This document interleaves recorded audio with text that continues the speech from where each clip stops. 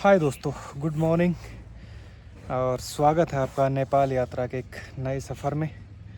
2-3 दिन सिलगढ़ी टाउन में बिताए। यहाँ का पुराना टाउन देखा, थोड़ा हिस्ट्री से रूबरू हुए। आसपास डोटी ज़िले का नीचे जो सेती नदी और वैली के अंदर थोड़ा ग्रामीण जीवन भी एक्सप्लोर किया। अब आज यहाँ से आगे बढ़ने का समय आ गया है। मौसम बढ़िया है, पहाड़ों में हल्की ठंड तो रहती है। यहाँ से मेरा प्लान है अब पूर्व की दिशा में जाने का, मतलब नेपाल के अंदर, वो सेंट्रल नेपाल का एरिया होगा। आई थिंक अगला ज़िला इस तरफ से करनाली ज़िला आएगा, यहाँ से 150 किलोमीटर के आसपास। तो सामान पैक कर लिया है, निकलते हैं टाइम से, मिलते हैं, देखते हैं नेपाल के नए नज़ारे। लो जी, गाड़ी पैक हो गई है, 9 बजे का टाइम है, बढ़िया धूप खिली है। चलते हैं, फिर करते हैं रवानगी यहाँ से और मिलते हैं आगे के सफ़र पे। वो ऊपर कल देखा वो पुराना टाउन था, और अब ये जो बाईपास नीचे से रास्ता निकला है, यहाँ पर ये जो सामने आप देख रहे हैं ना, राइट साइड में कुछ दुकानें, बस ये इतना सा ही बाज़ार है। यहाँ मेनली बसेस और टैक्सीज रुकती हैं इस तरीके की, तो उनके लिए 5-4 कुछ ढाबे हैं, कुछ एक जनरल स्टोर्स हैं। जगह तो बहुत कमाल की है, लोकेशन भी बढ़िया है, पहाड़ी के ऊपर। नेपाल में गरीबी काफ़ी है, ये तो हम ट्रैवल करते हुए भी देखते हैं, लोकल लोगों से मिलते हैं तो वो भी बताते हैं। वरना ऐसी ऐसी जगह हैं कि जिनको बहुत अच्छी अच्छी लोकेशंस में डेवलप किया जा सकता है। टूरिज़्म के नाम पे नेपाल में खाली ट्रैकिंग वाले टूरिज़्म पे ज़्यादा फोकस है।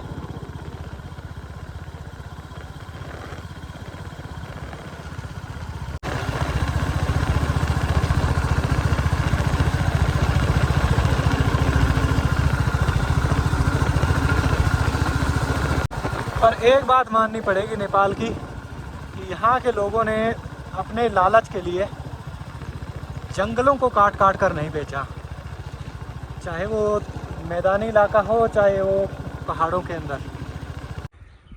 जहाँ तक नज़र जाती है, ऊंचे नीचे पहाड़, घने जंगल।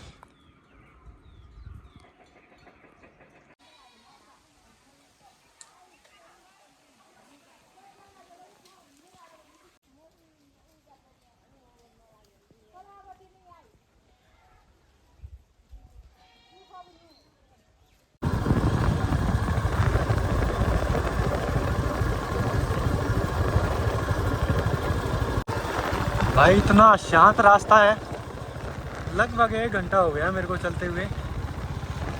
मुश्किल से 2 गाड़ियाँ मिली होंगी, और ये इस तरीके के विजुअल्स तो हर थोड़ी दूर बाद जहाँ भी कहीं गांव बस्ती आती है, उनके खेत।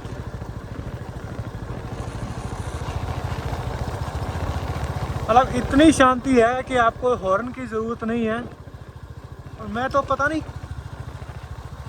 किन ख्यालों में खो गया, कितनी देर हो गई मैं चुपचाप ही चल रहा हूँ। एक तो नेपाल में आबादी कम है, ये वजह भी है कि ऐसे इलाकों में ट्रैवल करते हुए रोड पे आपको ट्रैफिक बिल्कुल भी नहीं मिलता है। कुछ एक बड़े टाउन है, काठमांडू, पोखरा जैसे हो गए, वहाँ तो ऑब्वियस सी बात है कि आपको भीड़ मिलेगी। अदरवाइज़ इन जनरल अगर आप नेपाल में कहीं ट्रैवल करते हो तो ज़्यादातर आपको खाली रोड मिलेंगे। बहुत चौड़े हाईवेज़ नहीं है, उनकी शायद ज़रूरत भी नहीं है।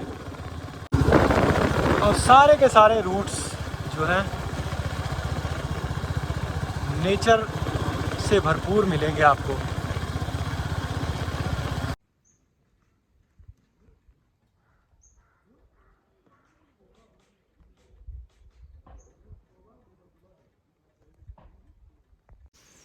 जहाँ एक तरफ आज के टाइम बढ़ते हुए पोल्यूशन और ख़राब होती हुई एयर क्वालिटी के ऊपर चर्चाएं ज़ोरों पर है। वहाँ आप नेपाल के इन ऊंचे पहाड़ों में इतने घने जंगलों के बीच से जब ट्रैवल करते हैं, जहाँ हवा एकदम साफ़ सुथरी है और आवाज़ के नाम पे ज़्यादातर जगह पर पंछियों की आवाज़, कहीं पानी के झरनों की आवाज़ सुनाई देती है, तो ये जो अनुभव है वो अपने आप में कमाल है। क्योंकि जब ऐसे इलाकों से ट्रैवल करके और वापस हम मेनलैंड या बड़े शहरों वाली साइट्स पर जाते हैं तो फ़र्क साफ दिखता है।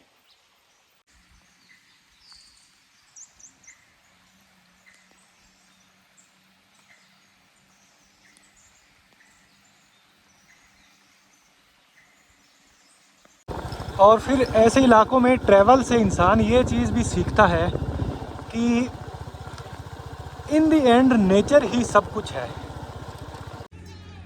जनाब निकले हैं गायों और बकरियों को लेकर चराने। पीछे एक दराती ले रखी है, जंगल में जाएंगे। एक भैंस है, एक गाय है, 4-5 बकरियां हैं। चरा के 3-4 बजे तक वापस लौटेंगे। आते टाइम कुछ सूखी लकड़ियां भी काट लाएंगे। है ना ड्रीम प्लेस पहाड़ी के ऊपर इतनी शानदार जगह है।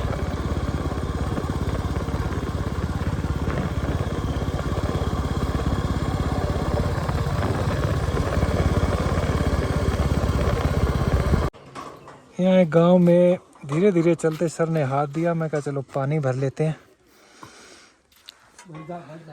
बैठ जाएं। हिंदी समझते हैं आप? हिंदी समझते हैं? समझते मैं। फिर ठीक। आप आए हो कभी इंडिया? हैं? कहाँ पर? महाराष्ट्र। महाराष्ट्र तक? बड़ा दूर मार की आपने। वहाँ से गया है। पर मेरे को तो आपका ये गांव बड़ा सुंदर लगा। बहुत अच्छा है गाँव, है ना? ये सब जो रोड है ना, हाँ हाँ। रोड सब का घर घर में सबका है इसमें। हाँ, क्योंकि मैं ऊपर से देखा पूरा गांव, नीचे खेत है, ऐसे सीढ़ी। खेत है, इधर से नीचे जाओगे उधर समतल मैदान है। नीचे तो घाटी में मिलेगा ना समतल। वो बूढ़ी गंगा है तो बूढ़ी गंगा एयरपोर्ट भी है। अच्छा। आपके गांव में इस टाइम देख रहा हूँ मैं सारे खेत में जैसे गेहूं बोया है ना?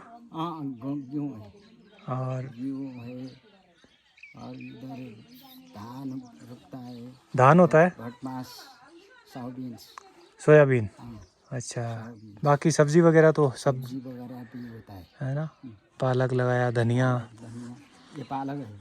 हाँ, ये तो सामने आजकल ठंडी का टाइम है ना, तो विंटर में तो मूली, गाजर, पालक। इंडिया कौन था आपका? कौन जगह है? मेरा हरियाणा। हाँ। हरियाणा भी आए आप? हरियाणा नहीं, कभी सुना है। अच्छा। हरियाणा इधर आता है, इधर हरियाणा वो होता है, घूमने के लिए जाता है हम लोग। अच्छा। महाराष्ट्र में कहाँ घूमने जाते हो आप? महाराष्ट्र बालकेश्वर हैंगिंग गार्डन है ना, हैंगिंग गार्डन। हाँ, वहाँ भी गया है। अच्छा। कुलाबाग, जहाँ कुलाबाग फाउंटेन बनने आए ना, कुलाबाग। हाँ हाँ। ત્યાં का एकदम सिटी है जो, वहाँ भी घूम के आया है। वो तो बम्बई होगा ना? बम्बई हैं? बम्बई गए आप? बम्बई गए। अब मुझे आप ये बताओ कि मैं कुछ दिन से नेपाल में हूँ, खासकर ऊपर वाला जो इलाका है हूँ, यहाँ चारों तरफ जंगल है, पेड़ पौधा है, बहुत जंगल है, एकदम शांति है ना, कोई शोर नहीं। तो आप यहाँ से बम्बई गए, आपको बम्बई में कैसा लगा? बम्बई तो बहुत पॉपुलेशन है, जहाँ जाओ पॉपुलेशन। गाड़ी पों गाड़ी का जो यहाँ का क्लाइमेट है ना, हाँ हाँ, वो भी अच्छा नहीं लगा मुझे। वो कैसे लगा बताओ? आप इतनी साफ हवा में रह रहे हो, वहाँ चारों तरफ धुआं, पोल्यूशन। धुआं साफ गाड़ी का वो है, इसमें क्या ठीक होता है, इधर तो फॉरेस्ट और सारा ठंडा मौसम। ठंडा मौसम, बर्फ़ लगता है, बर्फ़ गिर गई, वो बर्फ़ वो मालिका की माता। और आपका इधर इतना जंगल एरिया है तो जंगली जानवर का है? उधर उधर तो रहमत एरिया है, उधर रहमत दुर्गम रहमत एरिया है उधर। नहीं, आपके यहाँ चारों तरफ जैसे जंगल भी अच्छा है, तो ऐसा जंगली जानवर का भी रहता है कभी? जंगली जानवर भी होता है, जंगली जानवर बाघ तो नहीं होता है इधर। हाँ। बाघ तो उधर मिलता है, वो खप्पड़ है। अच्छा। खप्पड़ में कोई हाँ हाँ। उधर उधर एक एरिया है खप्पड़ का, वो सब एरिया जो चारोटा डिस्ट्रिक्ट है। हाँ हाँ। वो बीच में है खप्पड़, पजांग, बाजुरा, रोटी, असम को बीच में है खप्पड़। निकुंज होता है ना उधर। हाँ। निकुंज है, उसमें उधर बाघ मिलता है बाघ होता है। इधर बाघ नहीं होता है, चितुआ होता है ना, चितुआ होता है इधर। मैं हर गांव में चलते चलते देख रहा हूँ कि हर घर के जैसे वहाँ पर भी बाहर या छत पे ये वाला जो पेठा कद्दू बोलते हैं, ये पड़ा रहता है। और ये यहाँ बिल्कुल ऑर्गेनिक है, कोई दवाई वगैरह नहीं डलती, और ये होता भी बहुत ही अच्छा है, मतलब हेल्थ के लिए। तो मैंने कहा चलो सर से जाते हुए कुछ थोड़े बीज लेके चलते हैं, वहाँ जाके लगा देंगे हमारे, है ना, हो तो जाएगा। ये है गांव का सेटअप इनका। ऊपर वाली साइड भी है कुछ हिस्सा, वहाँ पर मंदिर भी है, कुछ घर है, और बीच बीच में घर, फिर चारों तरफ खेत, और छोटे छोटे इस टाइप के नीचे कुछ मेक शिफ्ट पॉली हाउसेस जैसे बना रखे हैं। तो मेरे ख्याल में विंटर में और या फिर गर्मियों के टाइम भी इनमें भी सब्जियां लगाते हैं ये। बाकी मेन जो फसलें हैं वो धान और गेहूं।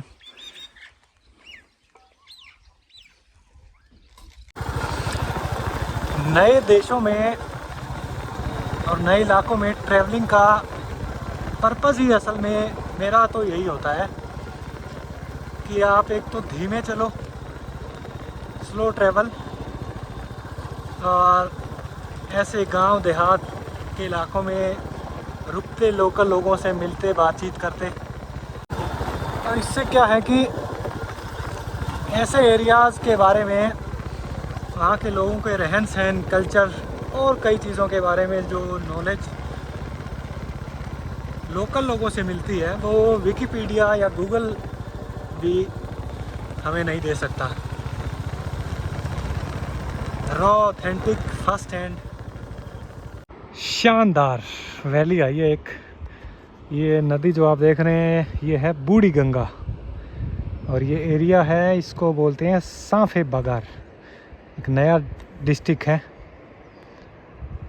ज़्यादा बड़ा बाज़ार नहीं है ये, छोटी एक इस तरफ बस्ती दिख रही है, सेटलमेंट। यहाँ एक एयरपोर्ट भी है यहाँ नीचे छोटा, और उसके पीछे वाली साइड ये पूरा बाज़ार का एरिया है।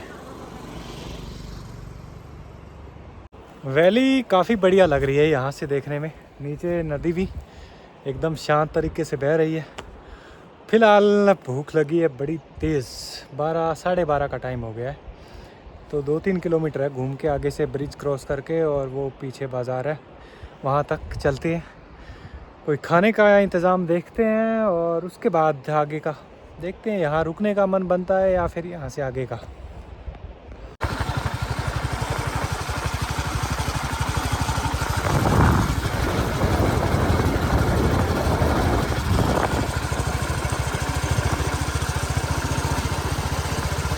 ये है सांफे बगर बाज़ार है, छोटा सा, अछाम ज़िले में पड़ता है, और ज़्यादातर नेपाली मार्केट्स की तरह ये भी छोटा ही है और ज़्यादा भीड़ भाड़ भी नहीं है। यहाँ पर ये एक ढाबा मिला इस तरफ छोटा सा, इसमें मेरे को चने और राजमा की मिक्स दाल मिल गई, रोटी, और साथ में दही जिसकी बना ली मैंने लस्सी। खाना काफ़ी बढ़िया था। अब यहाँ से करते हैं आगे रवानगी। ये ब्रिज के उस तरफ ये मार्केट का एरिया है, जितने मकान आप देख रहे हैं इतनी बस्ती है ये। इधर भी अंदर वैली की तरफ कुछ गांव है, एक स्ट्रीम आ रही है और बाकी वैली इस तरफ फैली हुई। यहाँ थोड़ा डाउन हिल एरिया है और नदी के आसपास प्लेन वाला भी है। इस तरफ आप आगे का सफ़र अपना। यहाँ से 35-40 किलोमीटर आगे एक और मंगलसेन करके आई थिंक ठीक ठाक मार्केट आएगी। आज वहीं तक का मैं सोच रहा हूँ।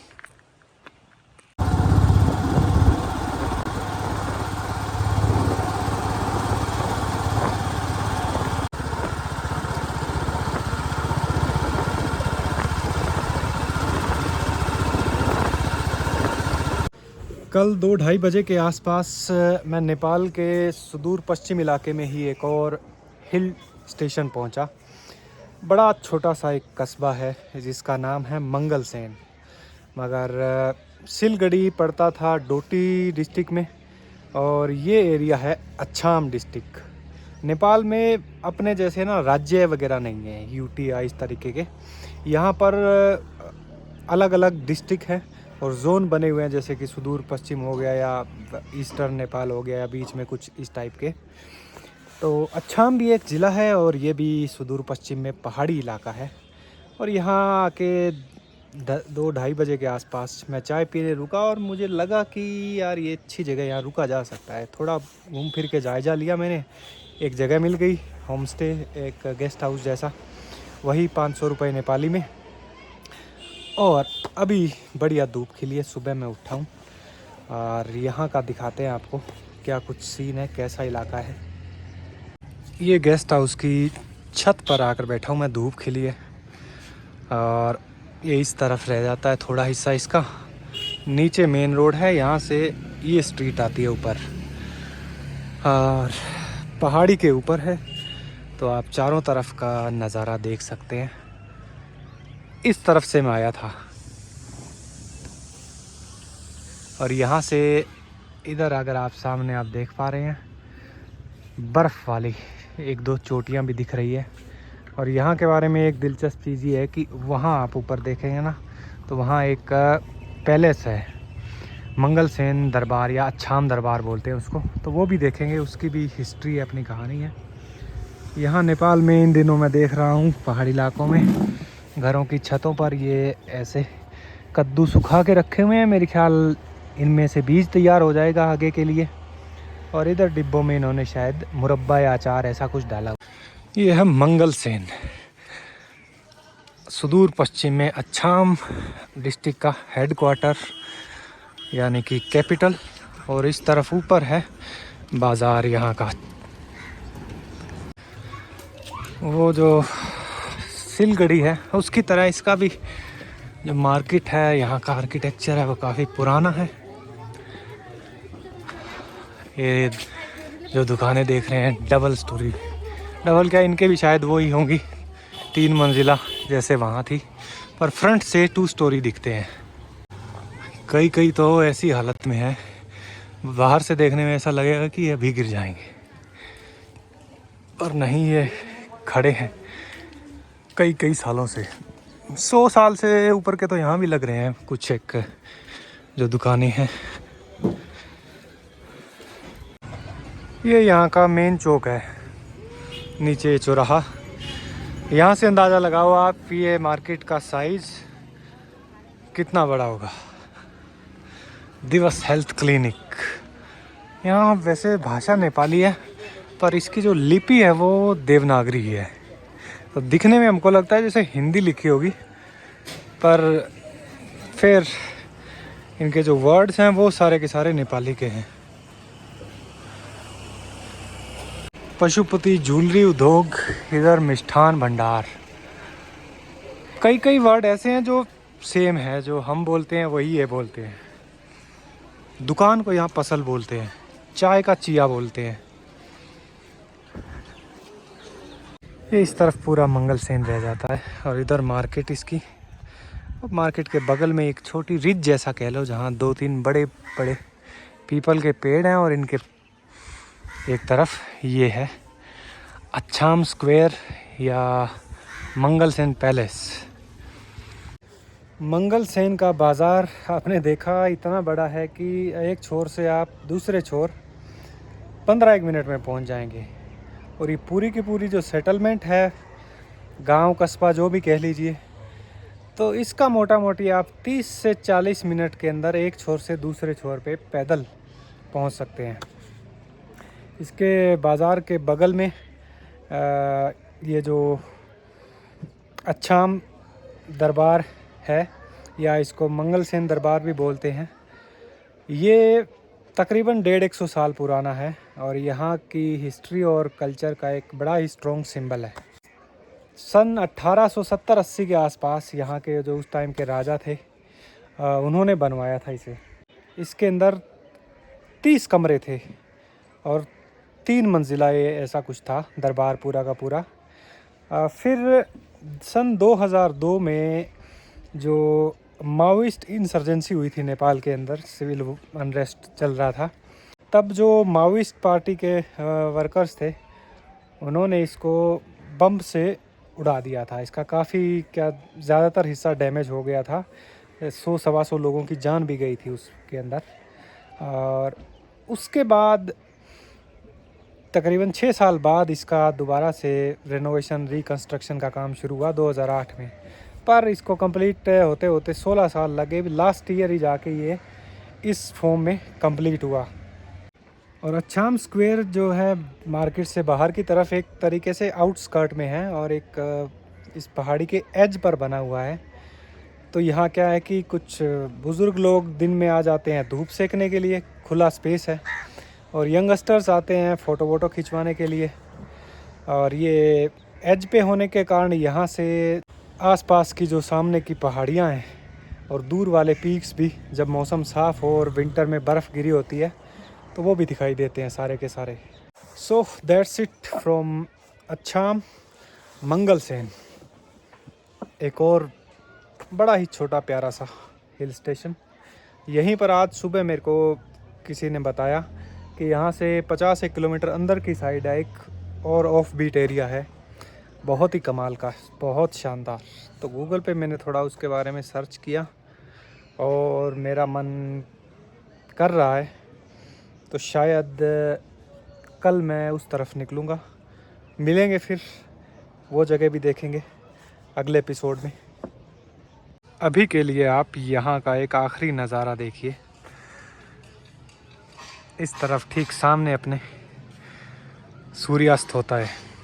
अभी तो थोड़ा चमक रहा है, मेरे ख्याल में 20 मिनट आधे घंटे में एकदम से अस्त हो जाएगा।